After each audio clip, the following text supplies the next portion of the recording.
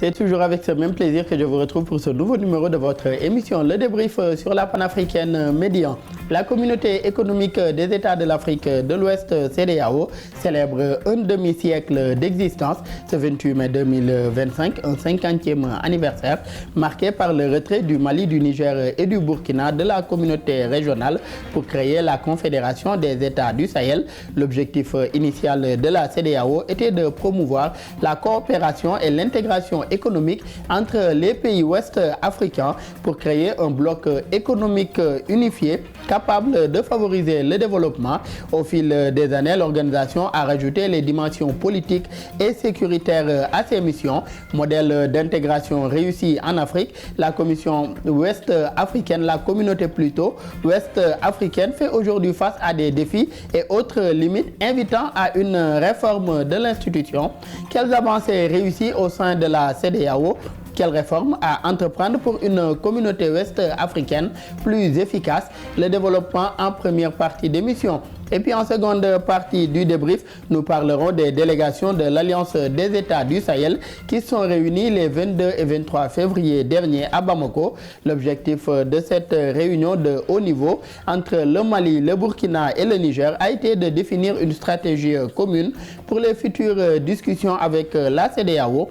L'organisation ouest africaine s'est dite ouverte à maintenir le dialogue avec ces pays de l'AES pour la préservation des intérêts des citoyens des deux entités. Cela fait suite au retrait officiel des trois pays du Sahel acté le 29 janvier 2025. Les pays de la CEDEAO et de l'AES poursuivent également leurs relations bilatérales dans différents secteurs. Quelle lecture du retrait définitif de la CEDEAO des pays de l'AES? Quelle modalité de coopération entre l'AES et la CEDEAO? Le développement en seconde et dernière partie d'émission. Sur ce plateau, pour en parler avec nos invités, M. Latir Tine, vous êtes chercheur en paix et sécurité. Merci d'avoir répondu une nouvelle fois à notre invitation. C'est moi qui vous remercie. Ça. Merci également à votre co-débatteur, M. Moussa Gueye. Vous êtes consultant, également membre de l'OCDEA. Merci également, Moussa, d'avoir répondu une nouvelle fois à notre invitation. C'est un plaisir. Et plaisir partagé. Latir, fondée le 28 mai 1975 à Lagos au Nigeria, la CEDEAO a 50 ans en 2025. Quelle lecture vous faites aujourd'hui de ce demi-siècle d'existence de la communauté économique des États de l'Afrique de l'Ouest? Bon, je vais dire que si on doit faire le bilan de la CEDEAO après 50 ans, je dirais que c'est un bilan mitigé. Mitigé dans la mesure où, dès sa création, vous l'avez dit en générique, c'était une organisation axée sur les aspects liés au développement et à l'intégration ouest-africaine. Plus tard, dans les années 90, donc, la région a fait face à des conflits et la CEDEAO s'est vue obligée de changer de posture, donc d'ajouter des aspects liés à la politique et à la sécurité. Donc, à son arc. Je pense que le protocole de Lomé de 1999 et le protocole additionnel qui s'en est suivi aussi ont permis d'avoir une assise pour la CEDEAO en Afrique de l'Ouest. Maintenant, il faut savoir que dans les années 90, les conflits qui se sont passés en Sierra Leone et au Libéria, à travers les Comores, la CEDEAO avait une intervention extraordinaire, il faut le dire aussi. Et ça aussi, c'est au moment où il y avait le géant qui est le Nigeria, qui était là aussi et qui était vraiment la pierre angulaire aussi de la CEDEAO. Donc il faut comprendre aujourd'hui la donne a changé. Premièrement, les menaces sécuritaires ont changé. On n'est plus dans les guerres intra-États, on est dans les guerres inter-États et parfois même l'insécurité ne connaît pas un État. Donc on est dans une guerre asymétrique, on n'est plus dans une rébellion. Surtout face à la menace terroriste qu'on a dans cette région ouest africaine. Exactement. Et vous étiez aujourd'hui tout à l'heure avec l'ECOMOG, la mission de la CEDEAO au Libéria. Au-delà aujourd'hui de cette mission, quelles sont aujourd'hui selon vous les réussites de cette communauté en 50 ans d'existence? Oui, je parlais de l'ECOMOG, c'est une réussite. Il y a aussi d'autres interventions en Gambie et en Guinée que la CEDEAO a faites et qui a permis aussi de ramener la paix dans ces pays-là. et de permettre aussi donc, aux Gambiens de connaître un peu... Au Libéria et plusieurs fois en Guinée-Bissau aussi. Exactement, donc ça aussi c'est une réalité.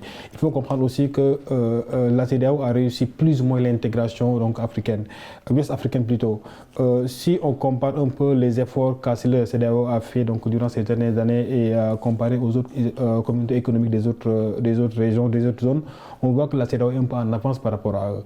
Maintenant, le seul problème auquel la CEDEAO est affronté, les soucis sécuritaires aujourd'hui et les défis politiques.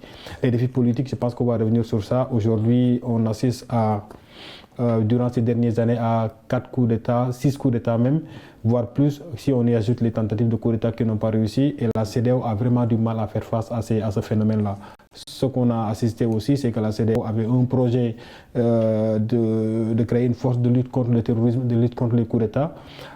Il y a eu beaucoup de promesses aussi qui ont été faites par la CEDEAO, donc qui n'ont pas été concrétisées aussi. Peut-être on va parler donc, de la monnaie éco, etc. En tout cas, c'est des choses auxquelles donc, la CEDEAO n'a pas pu donc, vraiment réussir à se maintenir et à changer la donne.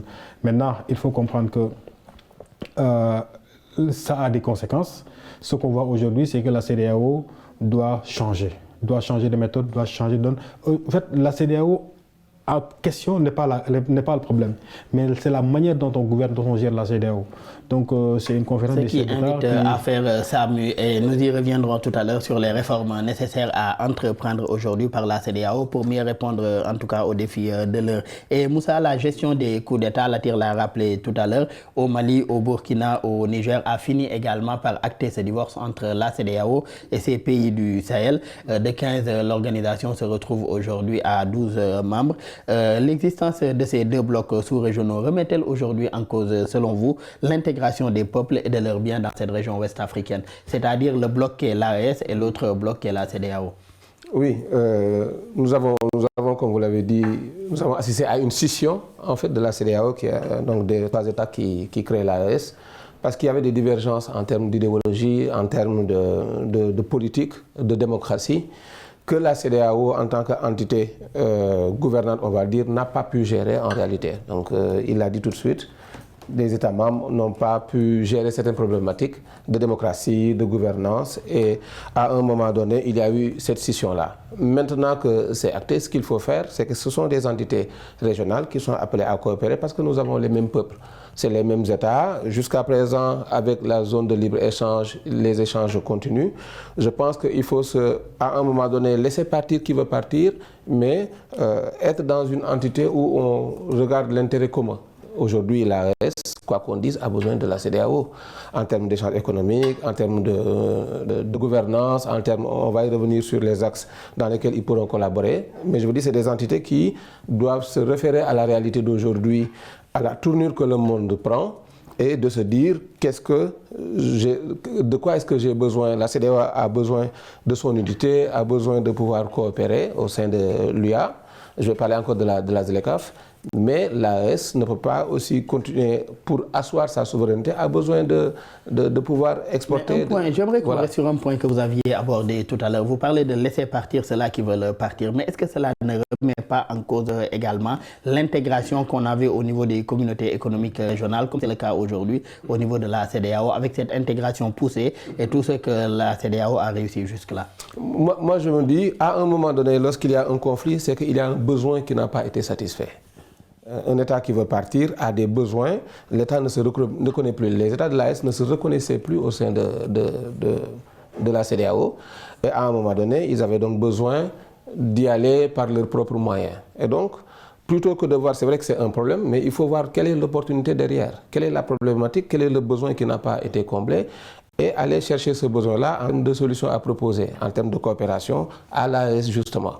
Et je pense que sous cet angle-là, lorsque l'AES voit où se trouve son intérêt, il serait beaucoup plus enclin à établir ce lien-là pouvoir coopérer. Peut-être qu'à l'avenir, lorsque les intérêts seront convergents, l'idée ce serait de pouvoir faire un regroupement de ces entités régionales. Et d'ailleurs, c'est l'appel que beaucoup, en tout cas, de chefs d'État lancent, à savoir le retour de ces 3 pays de l'AES au sein de la communauté qui est la CEDEAO. Elle attire depuis le 29 janvier 2025, ces 3 pays du Sahel ont cessé d'être membres officiellement de la CEDEAO, mais ils devront observer encore une période de transition de 6 mois, du 29 janvier jusqu'au 29 juillet 2025, date à laquelle également prend fin la médiation du président sénégalais. Que vous inspire aujourd'hui la posture et les actes posés jusque-là par le Burkina, le Mali et le Niger, parce qu'ils sont restés quand même dans leur même logique depuis le début jusqu'à présent?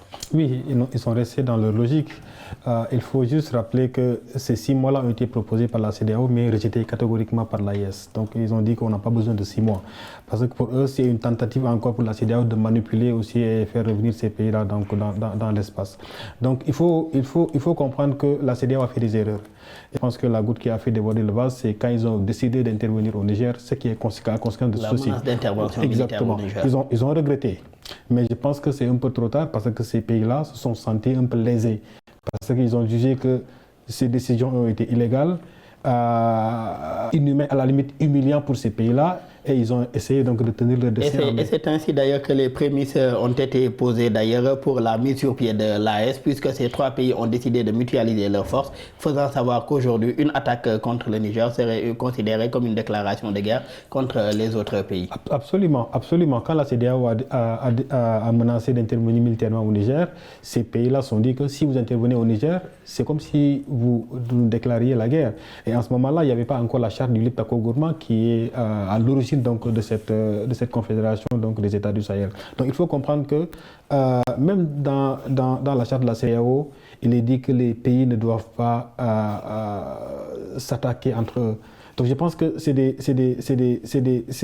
le disais tantôt, c'est pas la CEDEAO en tant que telle et le texte, même s'il y a des choses à réformer dans les textes, mais c'est la manière dont on gère la CEDEAO qui est un problème. Et je ne pense pas que peut-être je ne serai pas d'accord avec mon ami qui dit que qui veut partir doit partir. Je pense que si on doit changer la CEDEAO, on doit la changer de l'intérieur. Ce n'est pas en quittant le bateau qu'on va régler le problème.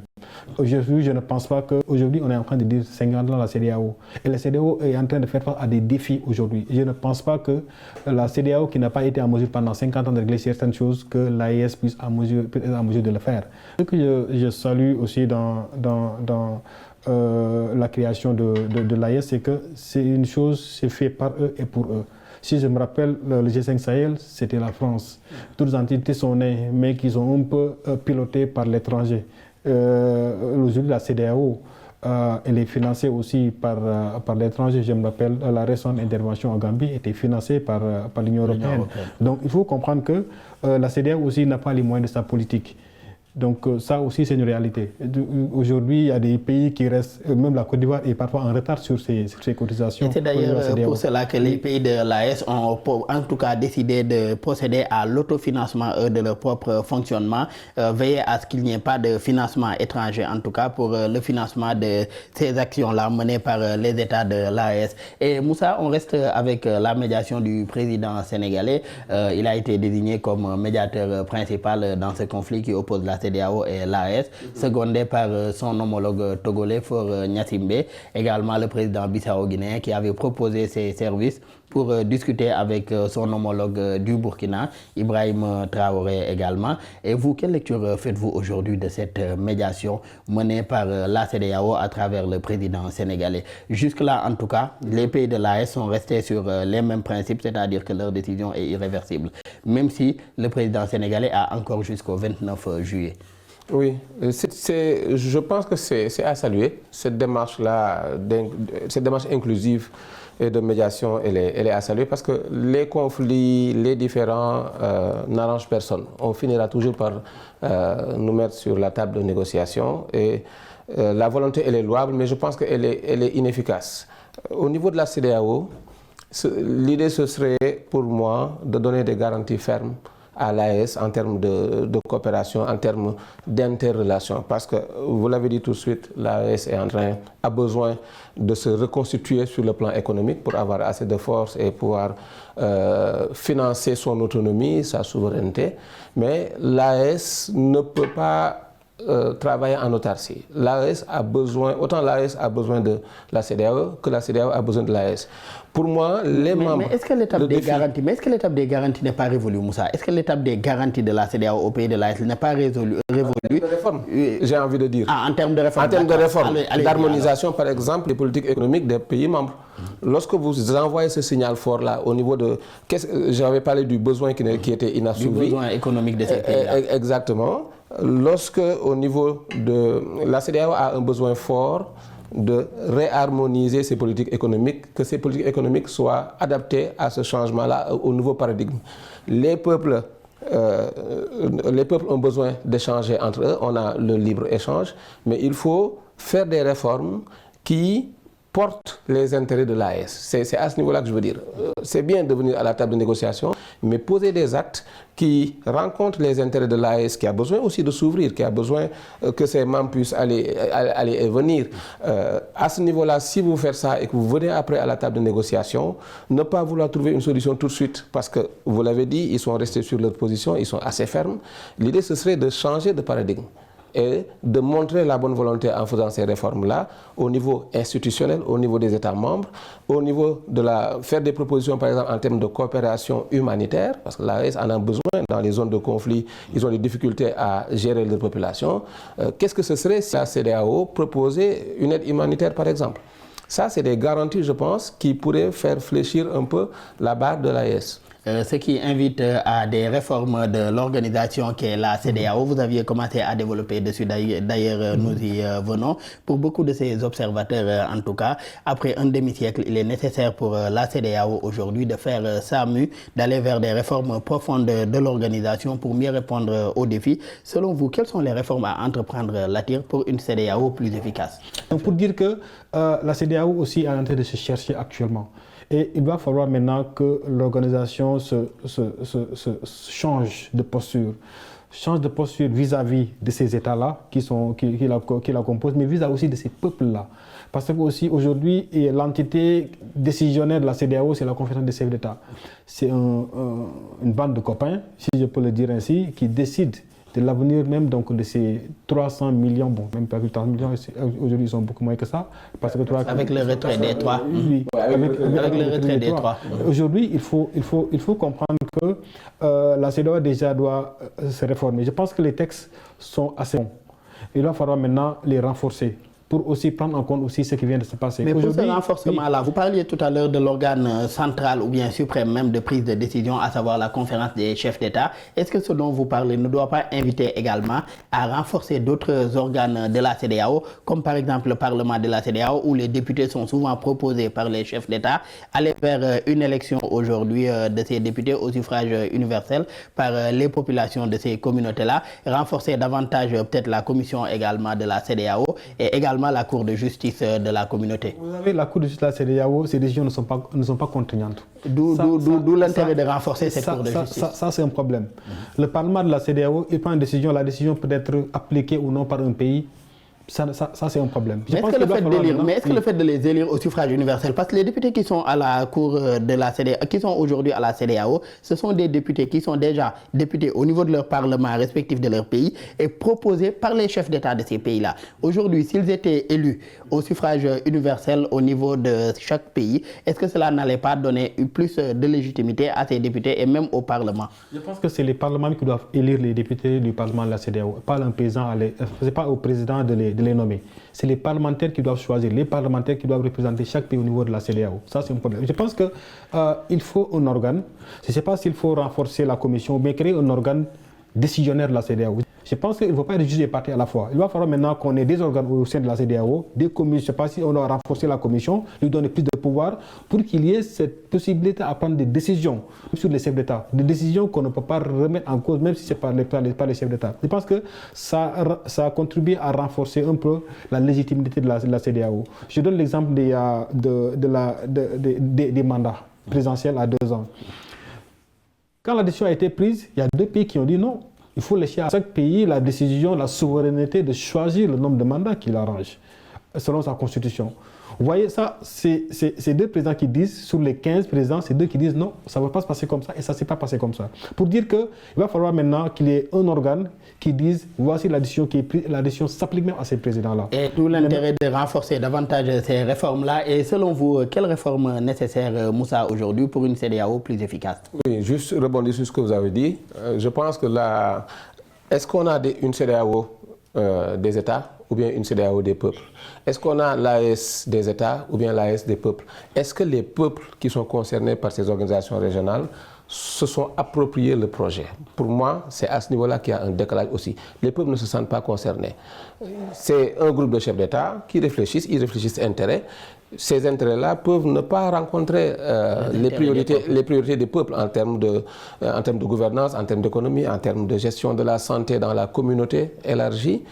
Et il faudrait un peu plus impliquer justement ces peuples-là. Et c'est là que cette dynamique-là c'est ça que la CEDEAO peut asseoir sa crédibilité. C'est à ce niveau-là qu'il faut travailler, même, et c'est valable pour l'AES aussi. J'ai vu par exemple ce matin à la télé justement où il y a une commission de la CEDEAO qui est arrivée au Sénégal et qui a travaillé avec le ministère de la Femme sur un projet de mise en place d'une unité de production de serviettes hygiéniques. Donc ça, c'est une problématique réelle dont les populations, les femmes ont besoin. Impliquer davantage les communautés, répondre aux priorités des communautés aujourd'hui pour mieux les sentir, pour qu'en tout cas ils se sentent mieux concernés par les décisions prises par la CEDEAO. Et la CEDEAO également, comment renforcer sa coopération avec l'Alliance des États du Sahel. C'est ça la thématique en seconde partie d'émission.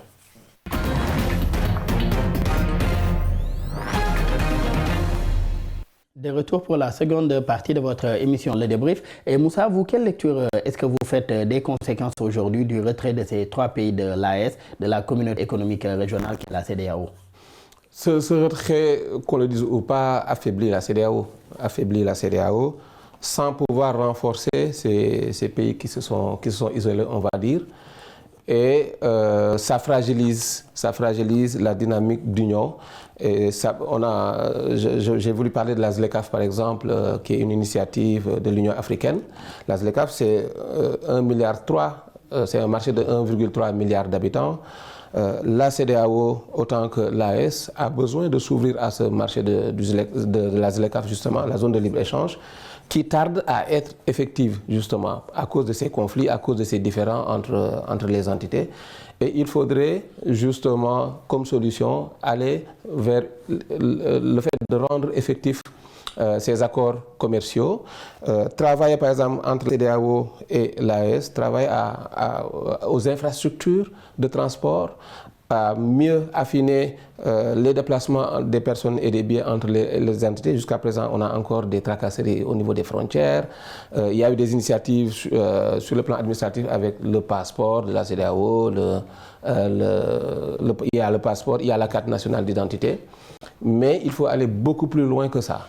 Et ne plus réfléchir entité, mais réfléchir plutôt peuple. Parce que les peuples sont les mêmes, les intérêts sont les mêmes.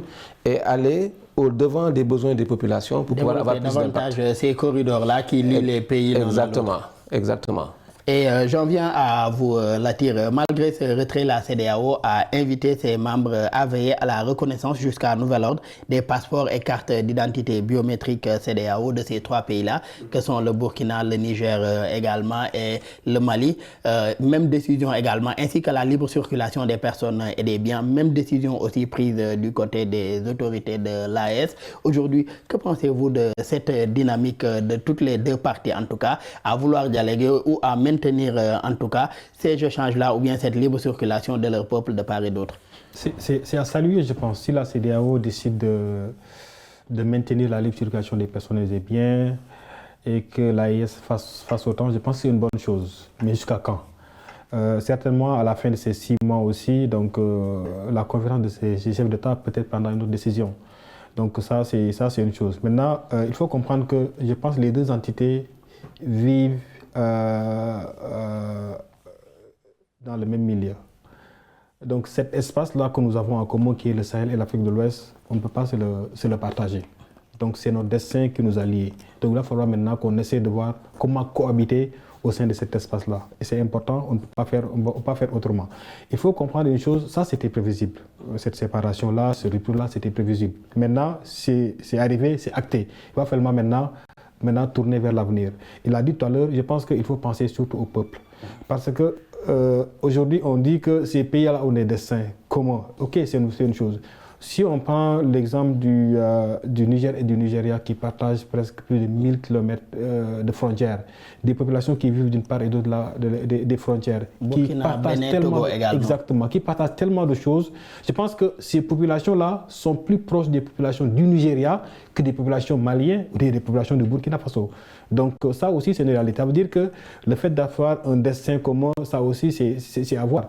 Les populations qui partagent la même frontière avec le Sénégal et le Mali, je pense qu'ils se voient plus. Ce sont souvent même les mêmes communautés qu'on retrouve de part et d'autre. De part et d'autre, c'est comme ça qui se passe donc entre la frontière du Sénégal et de la Gambie. Des Sénégalais qui étaient pour aller cultiver leur champ en Gambie, des Gambiens qui étaient pour aller venir cultiver leur champ au Sénégal. Ça, les frontières sont virtuelles vis-à-vis de ces. Ils ne connaissent pas les frontières.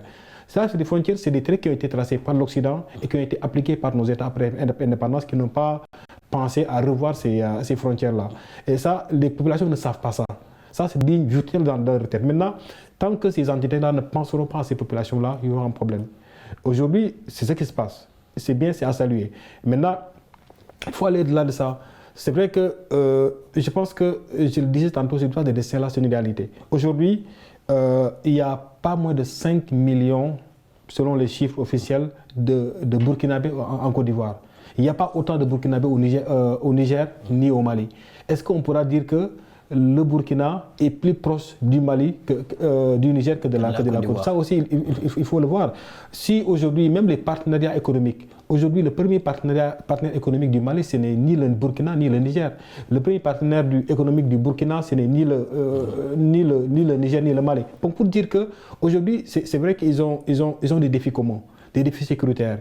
L'idée de créer une force de 5000 hommes, c'est une bonne chose. L'idée de joindre leurs forces pour un peu lutter contre l'insécurité, c'est une bonne chose. Mais au-delà de ça, il faut savoir aussi qu'il y a des intérêts qui sont là, surtout vis-à-vis des populations. Je pense qu'il va falloir maintenant que ces pays-là puissent essayer de voir comment est-ce qu'ils pourraient renforcer leur collaboration unilatérale ou bilatérale, je dirais, entre le Mali et le Sénégal. Surtout pour maintenir aujourd'hui les intérêts de ces peuples-là. Exactement. De part et d'autre. Et il a dit, personne n'y gagne. Aujourd'hui, on est dans une dynamique de rassemblement. Tout le monde veut unir leurs forces pour avoir plus de poids sur le marché international. Aujourd'hui, on n'est pas dans une dynamique de séparation et c'est ce qui est en train malheureusement de se passer aujourd'hui en Afrique de l'Ouest. Et personne n'y gagne. Ni la CEDEAO, ni l'AES. Personne n'y gagne et tout le monde y perd également. Moussa Gueye, les pays de l'AES ont également présenté leur passeport commun, le drapeau de la Confédération, également mis sur pied une force commune d'intervention pour faire face à la menace terroriste. Ils envisagent même de lancer une banque d'investissement. Que pensez-vous de tous ces actes posés aujourd'hui par le Mali, le Burkina et le Niger? Je rappelle qu'ils restent toujours membres aujourd'hui d'une autre organisation ouest-africaine qui est l'UEMOA. Oui, je pense que les efforts sont louables. Moi, sur le plan de l'initiative, je pense qu'ils ont accumulé assez d'or. Je pense qu'ils sont sur le point de pouvoir lancer cette banque-là, justement, avec une stratégie. Cela prouve que ça a été bien pensé et que c'est possible. C'est ce que je dis, ce n'est pas le moment de nier l'existence de l'AES, ni de vouloir bloquer sa progression. Chaque entité est libre de pouvoir choisir son destin. L'idée, c'est de se dire, de réfléchir de manière globale.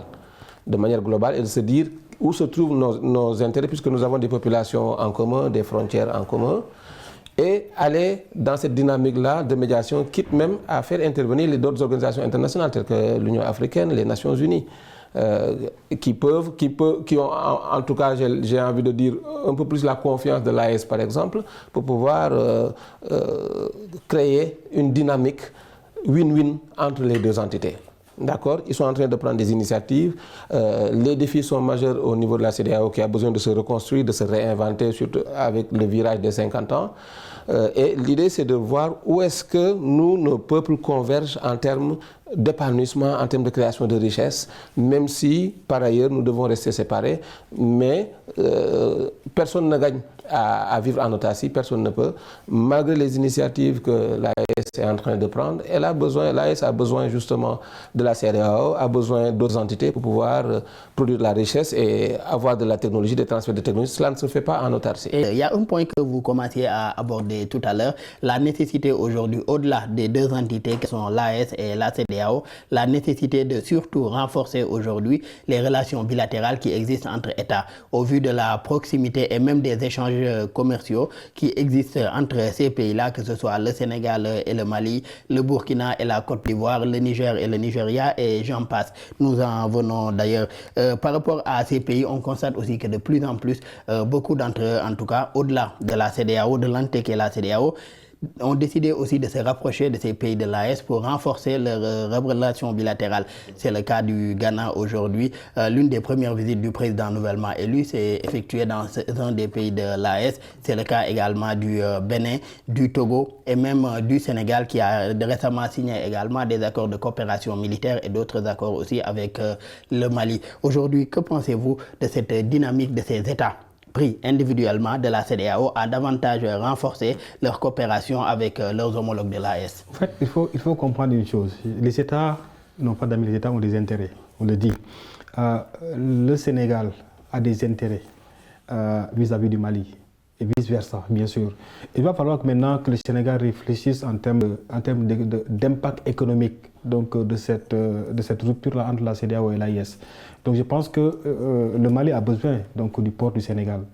Et aujourd'hui, le Sénégal aussi a besoin du Mali pour son port parce que aussi c'est un manque à gagner aussi. Surtout que les sanctions économiques de la CEDEAO avaient beaucoup fait perdre au Sénégal sur le plan économique. On parlait de 400 milliards que le Sénégal a perdu donc, après les sanctions de la CEDEAO et la fermeture donc, des frontières. Il va falloir que maintenant, je pense que les présidents doivent être dans une nouvelle dynamique. Il faut réfléchir en termes de qu'est-ce qu'ils y gagnent. Parce que les relations aussi, c'est des relations intérêts. Si, par exemple, je continue à collaborer avec le Mali, qu'est-ce que j'y gagne? Aujourd'hui, le Togo, le ministre des Affaires étrangères, a dit on n'exclut pas de rejoindre l'AES plus tard. Vous l'avez dit, le Ghana, le Croatia a une posture qui est un peu différente donc, de son précédent, qui dit qu'aujourd'hui, il a nommé des envoyés spéciaux pour le Mali, le Niger et pour l'AES. Donc ça, c'est une nouvelle donne. Je pense qu'il va falloir maintenant que nos États commencent à réfléchir sur comment est-ce qu'on pourrait, au-delà même donc, de ces espaces-là, pris individuellement, AES, Burkina, quelle relation est-ce que je peux avoir? Parce que les États sont libres aussi. Hein.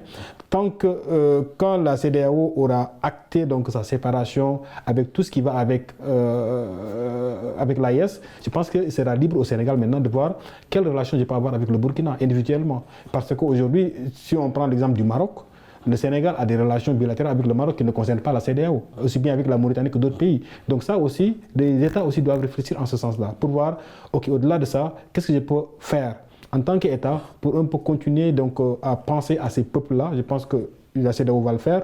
Je ne sais pas jusqu'à quand, je le disais tantôt. Peut-être que la prochaine conférence des chefs d'État, la décision va changer. Peut-être que parce que serait aussi difficile que l'AES, avec tout ce qu'ils ont fait, puisse continuer à bénéficier aussi. Peut-être ils vont penser comme ça. Donc de ces tarifs douanières, de cette libre circulation, etc. etc. Tant aussi, ça peut poser problème. Ça, ce serait dans l'intérêt des deux, c'est dans l'intérêt de la CEDEAO également. Bien sûr, mais les trois pays qui représentent quasiment 2/3 de la superficie aujourd'hui de la communauté. Vous parlez en termes de développement, je parle en termes d'économie. Le Nigeria a fait... Et même sur le plan économique, aujourd'hui, la rupture sur ce plan-là, les taxes douanières et autres, ça va fortement impacter également ces autres pays. Bien sûr, c'est ce que je disais tout à l'heure. Mais aujourd'hui, plus individuellement, je pense que ces États aussi ont plus à perdre. Parce qu'au moins, la CEDEAO, ça fait 12 pays. Et ces trois États-là, c'est les 3 États les plus faibles aussi de la CEDEAO, il faut comprendre ça aussi. Donc ça aussi, c'est une réalité. Je pense que ces États-là ont plus à perdre sur le plan économique, si jamais donc, les sanctions, donc la CEDEAO applique vraiment donc, les règles de la CEDEAO qui ne bénéficient pas à ceux qui sont hors de l'espace CEDEAO. Ça, c'est une réalité. Maintenant, si la CEDEAO fait ça, le Sénégal aussi peut individuellement essayer de discuter avec le Mali, dire ok, je peux revoir mes taxes douanières, même si ça ne rentre pas dans le cadre donc, du règlement de la CEDEAO, pris individuellement en deux pays, en relation bilatérale, je peux faire ceci pour un peu donc, que tu ne choisisses pas un autre port, mais que tu restes sur le port du Sénégal et que tu puisses continuer à bénéficier aussi donc, des taxes douanières de ce pays. Et Moussa, pour beaucoup également, malgré leurs divergences, l'AES et la CEDEAO doivent continuer à dialoguer et faire preuve de pragmatisme pour aujourd'hui une stabilité dans cette région ouest africaine-là. Dans quelles conditions, selon vous, pourrait se poursuivre ce dialogue entre l'AES et la CEDEAO, même si ces trois pays rappellent que leur décision est irréversible? Oui, il faut repenser ce dialogue-là, il faut institutionnaliser le dialogue. Il ne doit pas être interrompu. Et pour moi, je reviens encore à cette solution où, en interne, de manière institutionnelle, la CEDEAO repense sa façon de faire dans ses relations avec les autres entités. Mettre en place, je sais pas, un comité de sages qui peut comporter les anciens présidents, on a Olusegun Obasanjo qui a fait des merveilles dans les médiations en Afrique et un peu partout. Ce serait de repenser quel est le couloir de dialogue, quelle est l'institution qui serait chargée de faire ce dialogue-là, cette médiation-là, de manière permanente, qui aurait donc la confiance de l'AES et qui servirait un peu de pont entre les deux. Le fait de miser sur la diplomatie religieuse ou d'autres formes de diplomatie endogène, est-ce que cela ne peut pas constituer aussi une solution pour la CEDEAO? Exactement. Il y a la diplomatie religieuse. Nous avons le cas de notre calife Cheikh Mohamedou Mahi Niasse qui a intervenu au Soudan de manière brillante. Et c'est justement le fait de se reconnecter à ces réalités-là fondamentales des peuples, puisque les peuples sont pareils. Il y a la dimension religieuse, il y a aussi la dimension culturelle. Cette coopération culturelle-là, des échanges culturels entre les pays. Nous avons des sommités sur le plan culturel, sur le plan coutumier, qui peuvent avoir plus de résultats pour moi que tous ces politiciens-là qui ont fini de montrer leurs limites. Et donc, c'est de repenser ce style de dialogue-là, l'institutionnaliser et le rendre permanent entre ces peuples-là et de manière transparente et honnête. Et je pense que avec les prémices de ce type de paradigme, on peut arriver à des résultats. Et on peut arriver à des résultats, on reste avec les résultats latires. Depuis quelques années également, ces trois pays ne cessent de se doter d'armes de nouvelle génération pour mieux faire face à la menace contre le terrorisme. Que pensez-vous de ces résultats obtenus jusque-là par ces pays de l'AES dans le cadre de la lutte contre le terrorisme, surtout dans cette zone du Liptako-Gourma? En fait, le paradoxe avec ces pays-là, c'est économiquement, c'est les pays les plus faibles de la CEDEAO, mais militairement, c'est parmi les pays les plus puissants de la CEDEAO. Parce que après, de la CEDEAO... Mais surtout grâce à la diversification également de leur coopération. Effectivement. En fait, il y a déjà que ces pays-là font face aussi à une menace terroriste depuis plus de 10 ans. Donc, après ce temps-là, donc je pense qu'ils ont eu le temps de se renforcer militairement et aussi techniquement et techniquement aussi. Je pense que parfois, aujourd'hui, donc, ces pays-là ont acquis donc, de l'armement que d'autres pays de la CEDEAO n'ont même pas. Parce qu'en fait, c'est le contexte qui l'exige, c'est la réalité aussi qui l'exige. Donc il faut comprendre qu'aussi, aujourd'hui, la menace, elle est toujours réelle. Je pense que ces pays-là n'ont pas fait plus de résultats qu'il y a 2 ou 3 ans. Peut-être que cette idée-là de l'AES pourrait, à travers donc, la formation donc, de cette force conjointe-là, on peut contribuer aussi donc, à renforcer la lutte contre l'insécurité. Mais on a quand même constaté la reprise de certains territoires qui depuis des années étaient contrôlés par les groupes armés terroristes, que ce soit au Burkina ou bien même au Mali. Quoi qu'on dise, je pense qu'aujourd'hui, ces trois pays-là doivent renforcer leurs forces. Ces trois pays-là doivent unir donc, leurs forces et je pense qu'au-delà même donc, de l'aspect sécuritaire ou même de l'aspect économique, ils sont en train aussi de penser à ça. Je pense à une monnaie commune et aussi à la création de cette banque d'investissement. Je pense que ça aussi, c'est des choses auxquelles donc, ces deux pays doivent penser pour pouvoir survivre. Parce qu'actuellement, c'est une question de survie. Ils ont quitté la CEDEAO et surtout pour réussir cette survie-là, ces trois pays sont en train également de veiller à contrôler eux-mêmes aujourd'hui les ressources naturelles et autres ressources de leur pays et de les transformer sur le territoire pour mieux en faire bénéficier les populations de ces pays-là de l'AES. Et par quelle modalité, Moussa, doivent passer cette coopération entre l'AES et la CEDEAO pour une région africaine, ouest africaine plus efficace? Par quelle modalité est-ce que ces deux-là peuvent continuer à cohabiter, même si ces trois, que sont le Burkina, le Niger et le Mali, n'acceptent pas de revenir au sein de la CEDEAO? Moi, je pense qu'il y a la dimension gouvernance qui est un peu sensible aux promotions de la démocratie pour éviter les conflits, éviter les coups d'État. Mais sur l'aspect sécuritaire, qui est très sensible, l'aspect sécuritaire et l'aspect économique, il y a énormément de points de convergence. Énormément de points de convergence. Il faut mettre en place des mécanismes pratiques. Par exemple, j'ai parlé des tracasseries au niveau des frontières. Il faudrait que les États montrent plus de volonté en enlevant, par exemple, les taxes douanières, la répression de la corruption au niveau de ces frontières-là. Et ça permettrait de fluidifier les relations entre les deux entités. C'est extrêmement important, donc sur le plan économique et sur le plan sécuritaire, où l'approche pour moi devrait être un peu plus globale d'ailleurs. L'approche peut être un peu plus globale. L'AES est en train de faire des efforts, mais l'AES ne refuserait pas, je pense, une aide de la CEDEAO concrète qui viendrait appuyer sur un front, tandis que sur le plan sécuritaire, le plan sécuritaire dont vous parlez, est-ce que l'exemple aujourd'hui de l'AES et ce qu'ils sont en train de faire peut servir d'exemple à ces pays-là aujourd'hui, à ces autres pays de la CEDEAO? Oui, ils devraient s'en inspirer d'ailleurs. Ils ont bénéficié de la formation des Russes, plus la connaissance accrue qu'ils ont de leur territoire et de l'évolution de ces forces terroristes-là. C'est une expertise qu'ils ont développée pendant toutes ces années-là et dont, je veux dire, la CEDEAO devrait pouvoir bénéficier de cette expertise-là, mais elle devrait se mettre en mode j'ai des ressources, j'ai de la volonté, comment est-ce que je peux vous aider? Et pas de venir s'imposer en tant qu'entité qui est puissante. C'est plutôt à ce niveau-là, dans l'approche justement de proposition de la coopération militaire qu'il faudrait que la CEDEAO revoie. Et selon vous, comment renforcer cette coopération entre les deux, l'AES et la CEDEAO? Je pense qu'il faut au-delà même de ces entités-là, voir quelles sont les menaces. Aujourd'hui, on parle donc de la menace terroriste qui est en train de bouger vers les pays côtiers. Donc, alors que les pays côtiers-là ne sont pas des pays de l'AES, c'est des pays de la CEDEAO. Et il l'a dit tantôt, je crois qu'ils ont développé une expertise pendant ces 12-15 dernières années, parce qu'ils ont fait face à cette insécurité-là. Parfois aussi, il va falloir maintenant que ces pays-là, ou bien cette entité-là, essaient de voir comment est-ce qu'on pourrait collaborer, parce que ça, c'est inévitable. Il va falloir que maintenant, parce qu'en fait, on dit le littéralement, mais il y a des menaces sécuritaires qui existent entre ces pays-là, entre le Bénin et le Niger, entre le Burkina et la Côte d'Ivoire. Il va falloir que maintenant, parce que ces deux entités appartenant à des entités différentes, il va falloir que ces entités-là essaient de collaborer pour voir comment est-ce qu'ils pourraient lutter contre. Parce que les touristes ne connaissent pas les frontières. Les touristes ne connaissent ni l'AES ni la CEDEAO. D'ailleurs, dans le cadre de ces menaces dont vous parlez aujourd'hui, individuellement également, ces États, pour la plupart, mènent des patrouilles mixtes au sein de leurs frontières pour mieux faire face à cette menace terroriste qu'ils ont en partage, malgré que l'un appartient à la CEDEAO et l'autre à l'AES. Malheureusement, nous en sommes à la fin de cette émission. Je rappelle que nous recevions M. Latir Tine, chercheur en paix et sécurité. Latir, c'est toujours un plaisir de partager ce plateau avec vous. Oui, le plaisir est partagé. Je suis maintenant de la famille, quoi, si je peux le dire comme Merci ça. Beaucoup. De la famille également. Moussa Gueye, vous en faites désormais partie. Un plaisir aussi d'avoir partagé ce plateau avec vous. Ouais. Je rappelle que vous êtes consultant, également membre de l'OCDEA, où vous êtes chargé de la formation et des partenariats. Merci encore d'avoir été avec nous. Merci Darda. Plaisir de revenir.